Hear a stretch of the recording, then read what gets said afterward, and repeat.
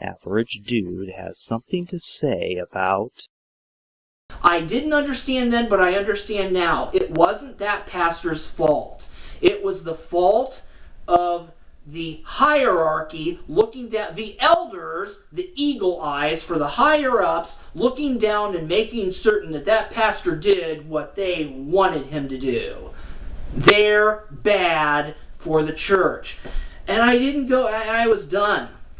And after a while, a guy by the name of Dave Reaver came to my city, and he went to the schools and talked. He was a Vietnam veteran whose face was just all messed up, and he saw friends and fellow soldiers die, and he wondered why in the world he was spared. What was the purpose of him living and them dying? And he had a very spiritual moment, and he thought he was brought to God, and he's been on that course the whole way, and listening to him was very, very illuminating.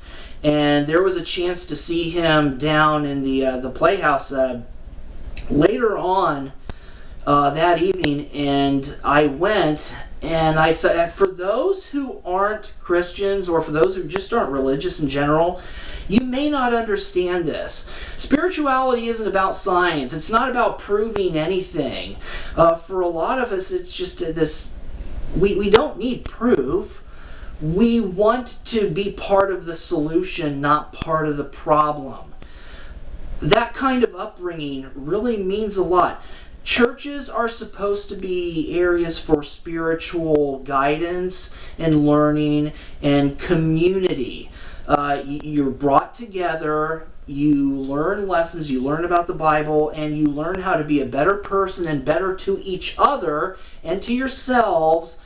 Part of the solution. There's a lot of good things that can come of that, and it's very powerful when you are encouraged to volunteer and do all these things in the community. It's such a great feeling. But when things go wrong in the church and you're out, and churches are blaming the people that leave, you will never understand the amount of pain that you are inflicting upon your former members. They wanted to stay. They didn't want to leave. But I felt that pull, and I wanted to go back, and I did. And I was thankful that I did. I ended up with the Alliance Church, which was great. It was a small church. I figured since it wasn't nearly as big as the Baptist church. And it was good for a while. Sang in the church choir. It was such an amazing experience being part of youth group at that time. But then, after many years, it started to get really bad. And I started to see the elders there more often with their fake as fake can be smiles, looking at you, looking at the pastor, and seeing the pastor being uncomfortable. And I was seeing this happen to a second pastor. I'm like, forget this. I haven't been back.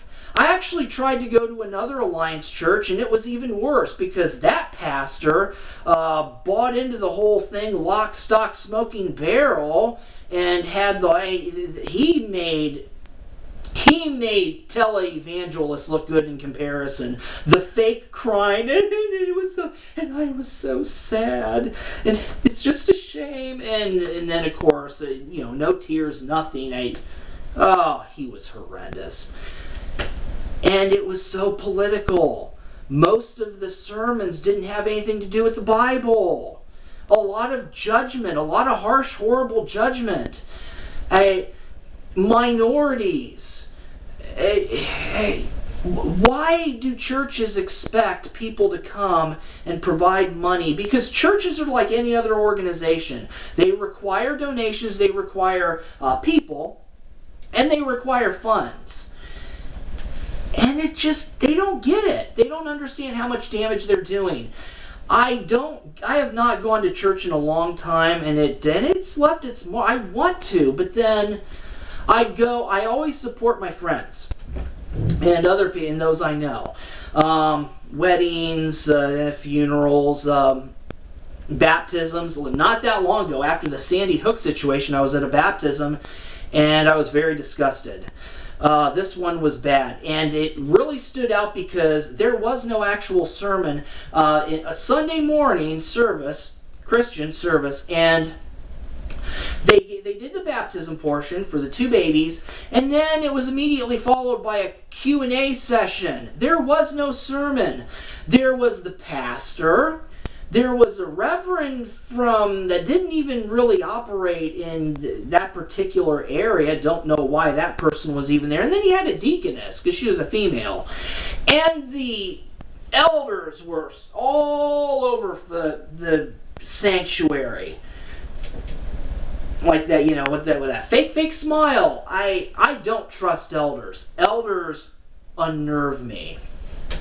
Every time I see them out in force, I hear something that is incredibly wrong. And this was ridiculous. It was a Q&A session, but they weren't like, this was a big building, a very big church, and hardly anyone there. And they weren't even like, there was plenty of opportunities for people to raise their hands and ask the questions. They had people write them down, and they were very selective. Like, it was all about the politics, and especially the money. The money. I remember when churches encouraged, if you didn't have the money, they encouraged you to give your own self, your services, human resources, volunteer. That was a good thing. They're not doing that anymore. This pastor was just no volunteer, just money, and it goes to this cause. And the question was about where's the money coming from, where does it go? And he gave a complete half-ass answer and didn't say anything. Oh, but I assure you, it's all going to the cause. How? Nope, no information on that. And that tells me a lot. There's a lot of career people that are in the church, that are in it for the career, in it for the money. When it comes to it. Oh, man.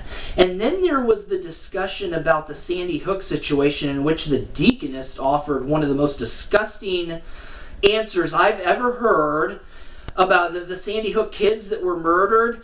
Well, God took them because they no longer had any potential to offer God anything. I wish I was kidding about that. In fact, the Reverend offered an answer that right after that, which was a much more politically correct answer. This is what is damaging churches. And the pastor at this Q&A blamed the congregants. Yeah, we're losing all these churches and it's your fault. The people that are still there, it's their fault? Okay, I get that you want your congregants to actively go out and witness and provide God's word to bring them to the church. However, that's like relying upon your sales team. And it doesn't matter how good your salesperson is, you are not going to be successful if the product sucks. And that is what is keeping people from joining, and if they do join, staying for long. The atmosphere in the average United States Christian church has become very, very toxic. And they will never understand, as they are blaming the people that left and blaming the congregants that are still there, they will never understand how much that hurts the people who wanted to stay so badly but couldn't because of just how ugly things were getting. Everybody, I hope if you're in a church that you are in one of those very few exceptions that hasn't had this yet, but it is getting really bad.